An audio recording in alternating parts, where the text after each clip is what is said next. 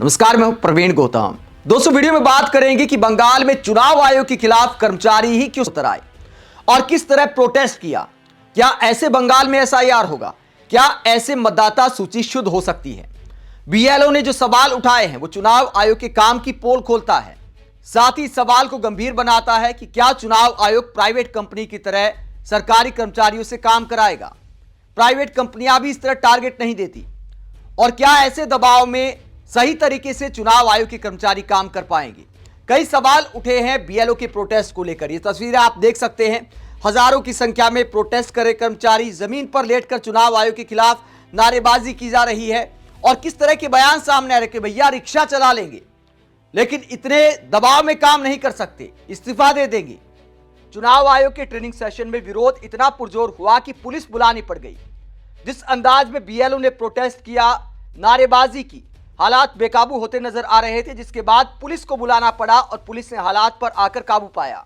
तो इस तरह की बातें कर्मचारियों की सामने आई हैं। क्या खबर सामने आई है पश्चिम बंगाल से? कोलकाता सहित कई जिलों में क्यों प्रोटेस्ट हो रहा है? यह खबर क्या कहती है? कोलकाता और अन्य जिलों में स्पेशल इंटेंसिव रिवीजन यानी एसआईआर के तहत मतदाता सूची संशोधन के लिए ब्लॉक लेवल अधिकारियों यानी बीएलओ का ट्रेनिंग सेशन शनिवार को भारी विरोध के बीच बाधित हो गया। सरकारी कर्मचारियों ने कई मांगे उठाई, जिसमें मुख्य रूप से ऑफिशियल ड्यूटी स्टेटस और सेंट्रल सिक्योरिटी कवरेज शामिल है। तो सिक्योरिटी को लेकर सवाल उठाए जा रहे हैं, ड्यूटी को लेकर सवाल उठाए जा रहे हैं, ट्रेनिंग को लेकर सवाल उठाए जा रहे हैं, काम के घंटों को लेकर सवाल उठाए जा रहे हैं। किस किस तरह की शिकायतें सामने आ रही हैं? कर्मचारियों की क्या शिकायतें हैं? उन्हें बीएलओ ड्यूटी पर भेजा गया, लेकिन उनके स्कूल प्रशासन ने उन्हें गैर हाजिर यानी अब्सेंट मार्क कर दिया। वो चाहते हैं कि प्रशिक्षण वाले दिन उन्हें ऑन ड्यूटी मार्क किया जाए। यानी चुनाव आयोग जब ट्रेनिंग दे रहा है और स्कूल में गैर हाजिर लग रही है, तो टीचर्स बेचारे क्या करेंगे? इसके बाद क्या शिकायतें सामने आ रही हैं? शिक्षकों ने सुरक्षा की भी मांग की और कहा कि यदि केंद्रीय सुरक्षा नहीं मिली तो वो प्रशिक्षण जारी नहीं रखेंगे। महिला टीचर्स ने साफ कहा कि केंद्रीय सुरक्षा नहीं मिली तो हम शाम के बाद काम नहीं करेंगे। और काम के घंटों को लेकर भी सवाल उठ रहे हैं। किस तरह की शिकायतें सामने आ रही हैं, क्या क्या कराया जा रहा है और क्या मुश्किलें आ रही हैं? शुरुआत में बीएलओ को बताया गया कि उनका काम केवल फॉर्म को इकट्ठा करना, वितरित करना और फिर उन्हें वापस लाना है। फिर बदलाव किया गया। उन्हें 3 या 4 दिन पहले अपने ग्रुप में एक वीडियो मिला जिसमें बताया गया कि उन्हें डिजिटलीकरण भी करना होगा। और कठिनाई क्या है इसमें? बीएलओ कहते हैं कि डिजिटलीकरण प्रक्रिया में प्रति फॉर्म लगभग 30 से 35 मिनट लगते हैं, जिससे समय सीमा में काम पूरा करना असंभव है। अधिकारी अपने निर्णय पर अडिग हैं कि काम तो ऐसे ही करना होगा।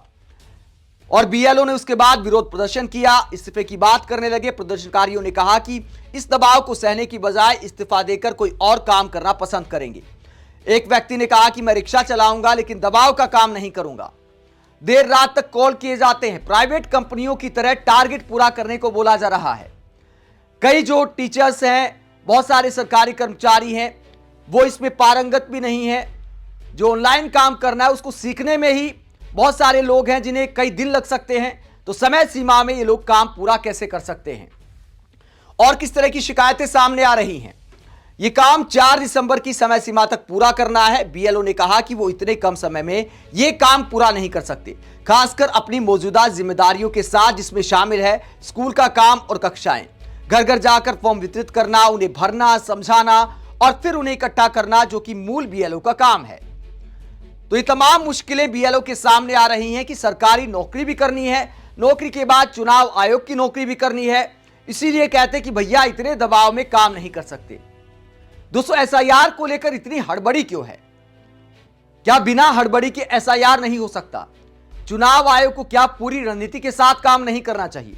अगर कर्मचारी इतने दबाव में काम करेंगे तो अपनी ड्यूटी ठीक से कैसे कर पाएंगे? जमीन पर लेटकर प्रदर्शन कर रहे हैं। समझ नहीं आ रहा कि नौकरी करें या चुनाव आयोग के लिए फॉर्म इकट्ठा करना, भरना, फिर उनको ऑनलाइन भरना। इतने सारे काम सरकारी कर्मचारियों के बस से बाहर हो गए हैं, इसीलिए प्रोटेस्ट कर रहे हैं। और सवाल यह भी उठता है कि जब दबाव में इतना काम करेंगे, क्या एसआईआर का जो काम होगा उसमें फिर गड़बड़ियां नहीं होगी? बहुत सारी शिकायतें बिहार में भी सामने आई थी। किसी की उम्र कुछ है और फॉर्म में कुछ और लिख दी गई है। एक घर में बैठकर मोहल्ले के फॉर्म भर दिए गए, इस तरह की शिकायतें भी सामने आई।